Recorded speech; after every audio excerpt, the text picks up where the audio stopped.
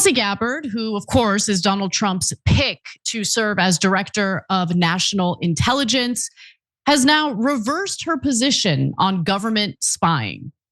This is definitely a big downer, especially considering the fact that one of her redeeming qualities was the fact that she consistently spoke out against government surveillance. But not anymore. Suddenly, she's a proponent of the government surveillance authority that she had previously wanted to entirely dismantle. And there's some reason to believe that she's doing it because she wants to get confirmed for the position that Donald Trump has tapped her for. Now, at issue is something known as FISA Section 702. If you're unfamiliar with that, it was basically a provision within the giant amount of legislation that was passed following the 9/11 terrorist attacks that essentially provided government with more surveillance authority. Again, it passed right after 9/11, but it was enacted in 2008. Now, Tulsi Gabbard previously had a problem with FISA Section 702 because it was being used to spy on American citizens without a warrant. Now she's telling CNN, I'm all for it. Okay, so before we get to her reversal, here are some issues with the FISA laws and how it was negatively impacting American citizens. So while FISA 702 surveillance must be directed at foreigners abroad that are suspected of planning or engaging in terrorist activities against the United States or Americans, unfortunately, there was a loophole that allowed for the FBI and the intelligence community to essentially spy on American citizens. Intelligence agencies deliberately search for communications of US persons within FISA 702 data or query it without court approval, meaning no warrant from a judge is necessary. And many innocent Americans were spied on as a result of this, including peaceful protesters, lawmakers, journalists, even political donors. Now, for example, even though internal rules at the FBI indicate that the FBI should not be spying on American citizens by using FISA Section 702, in 2002, just as an example, the FBI conducted over 200,000 US person queries, including an estimated 4,000 in violation of their own rules. So this is why Gabbard rightly had a problem with FISA Section 702, but now she argues that's not the case. She says that Section 702, unlike other FISA authorities, is crucial for gathering foreign intelligence on non-US persons abroad. This unique capability cannot be replicated and must be safeguarded to protect our nation while ensuring the civil liberties of Americans. Yeah, that's exactly what neoconservatives say in defending FISA Section 702. But let me give you more of her statement, which she provided to CNN. My prior concerns about FISA were based on insufficient protections for civil liberties, particularly regarding the FBI's misuse of warrantless search powers on American citizens. Significant FISA reforms have been enacted since my time in Congress to address these issues. If confirmed as Director of National Intelligence, I will uphold Americans' Fourth Amendment rights while maintaining vital national security tools like Section 702 to ensure the safety and freedom of the American people.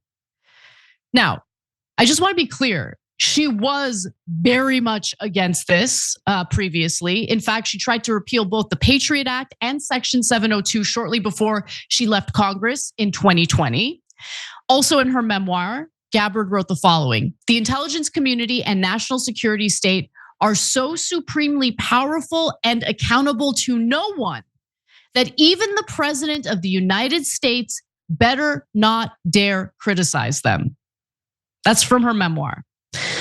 But let's go back to her argument that there have been meaningful reforms to FISA Section 702 since she spoke out against it. Turns out that is not the case. And I'm gonna cite an organization known as the Center for Democracy and Technology to argue why. They write that although supporters of the new law, the Reforming Intelligence and Securing America Act, HR 7888, claimed it contained meaningful reforms, the bill largely preserved a problematic status quo and actually expanded surveillance at an alarming manner. The so-called reformed version does not require the intelligence community to obtain a warrant from a judge, the warrant requirement was considered an amendment in the House of Representatives, but the outcome was tied with a 212 to 212 vote. And in the Senate, that amendment was entirely defeated. So the warrant requirement was totally taken out as an amendment in the so-called reforms of FISA 702. And the Biden administration and congressional leadership insisted that senators oppose all amendments to avoid FISA lapsing. The amendment that would have imposed the warrant rule failed by a 42 to 50 vote. Cenk.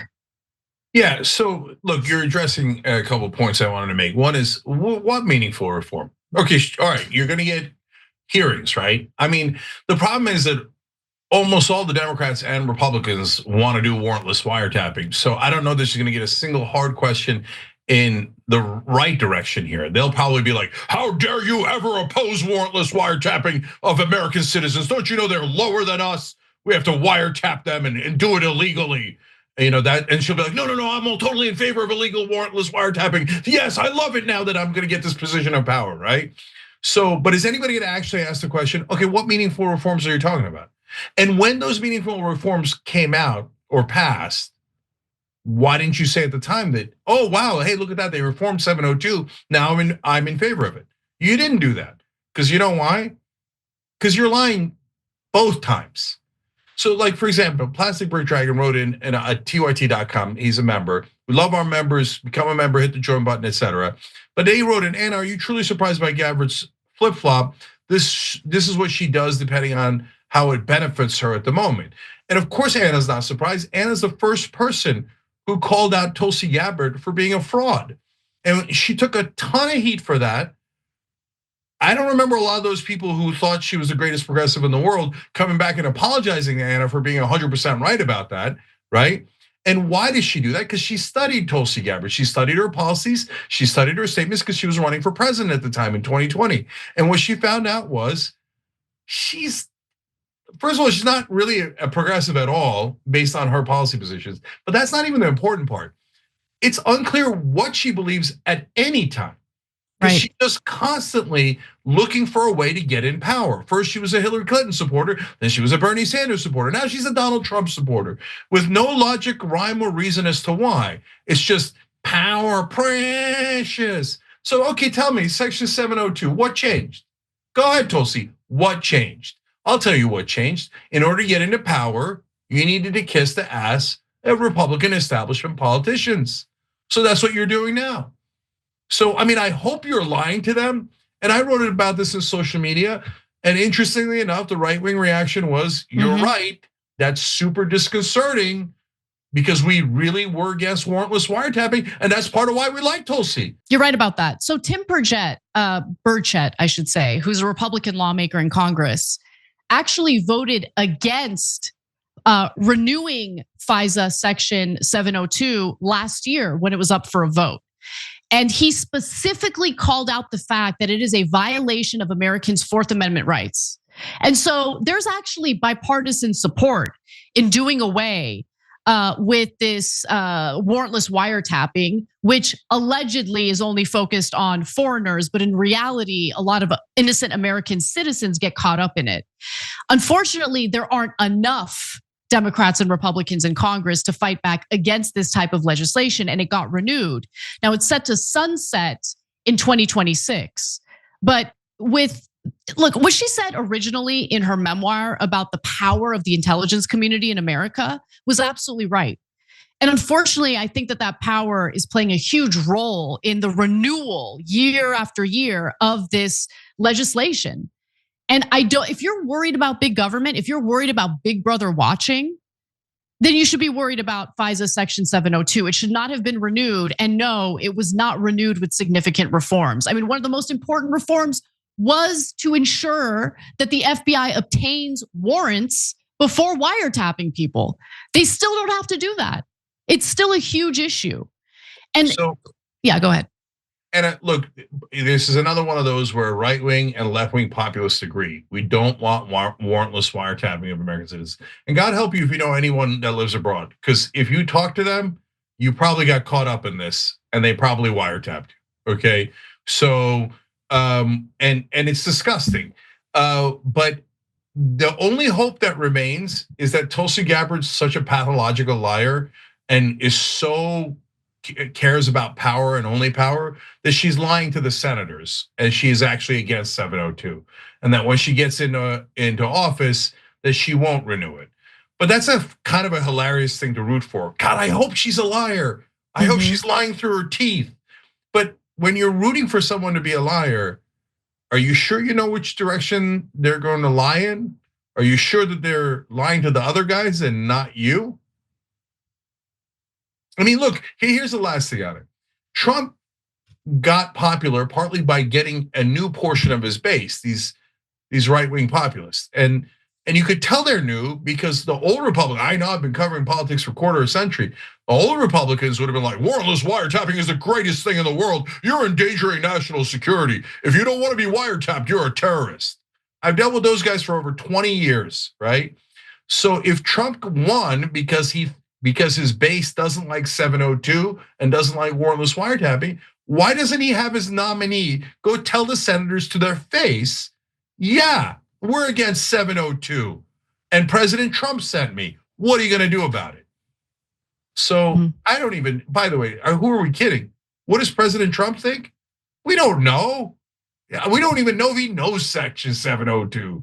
So he's gonna have her go kiss up to the establishment, and she'll probably serve the establishment because Trump's asleep at the wheel.